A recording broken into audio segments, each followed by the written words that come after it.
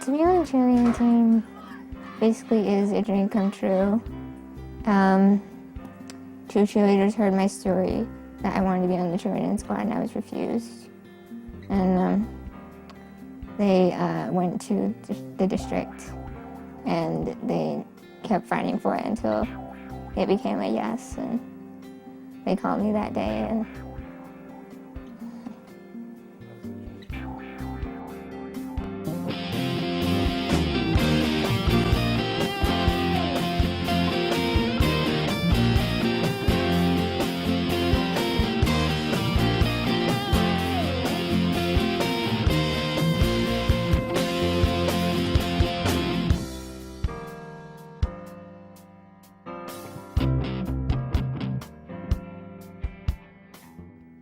Brittany, to me, is one of the most patient people I know, more patient than me. Very happy person. She's a very patient person. She's the only sister I have, so I really like her. And every time she gets hurt, I go for help, and we're like really good buddies together, and I just think that she's everything to me.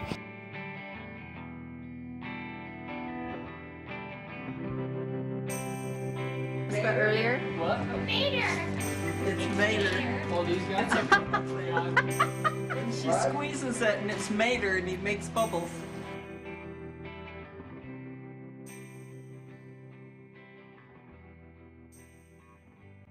sometimes when I think about what this disease does to people like me eventually, sometimes I can get scared, but if I'm having a really good day, it doesn't cross my mind. She was diagnosed at 15 months old, and her diagnosis would be that she'd be dead at 2 years old. And they just said, you just take her home. There's nothing you can do.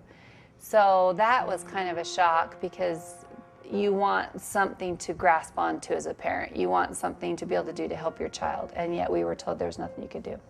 So we went to Primary Children's and got a second opinion, and they pretty much said the same thing, except they gave us things that we could do to help her. Primary Children's, of course, told us it's not a type 1, it's a type 2, and these kids can live as long as they will, is really the best way to describe it. There are some that are into their 40s that are still with this illness. They need total physical help, but they're still living. She's 16, doing well. They just kind of said, well, do the best you can, we're sorry. Officially, there's no way to fix this. This is just what it's going to be, and you can just decide how much therapy you're going to do or not do. When it first happened, it's devastating. I can't even describe it. It's so hard to hear that your child is going to die within months. It was a very shocking moment. It's hard to put emotions to it all. I guess I was angry, I was frustrated, I didn't understand. The first thing we did is completely protect her. We didn't let her go out. We protected her. Anytime she fell over, you just kind of go through a little panic almost of making sure she's safe. And then she kept living longer, and we realized, I don't know if this is the way to go. I don't think this is going to be good for Brittany if we just completely keep her in a bubble. So we thought there are risks we need to take. So we did. We started putting her out there, getting her to know friends, giving her opportunities to live life. She gets in trouble. She has good days. We try and treat her as normal as possible.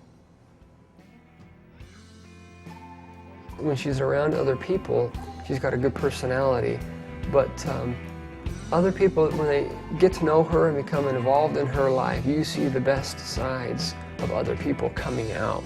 And so the effect is she's been able to bring the goodness in other people out of them, which is just such a great blessing, because we've been able to have marvelous experiences with a lot of people that are just good people, and they keep telling us how they appreciate the experience and how it's changed them. it's a great thing that Brittany's been able to do. She's changed me by being a better person because she's a better person, and when you start hanging out with people, you start acting like them. So since she is really nice, I've started being nice and caring for other people like she does. I just sit back and watch because it's amazing to watch Brittany in people's lives.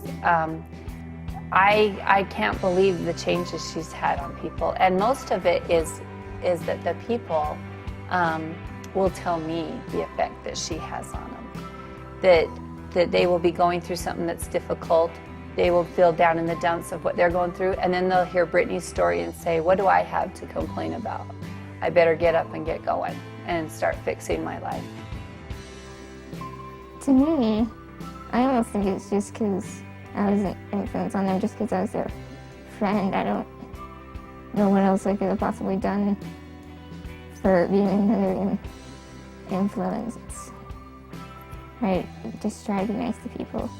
And obviously they see that as something big.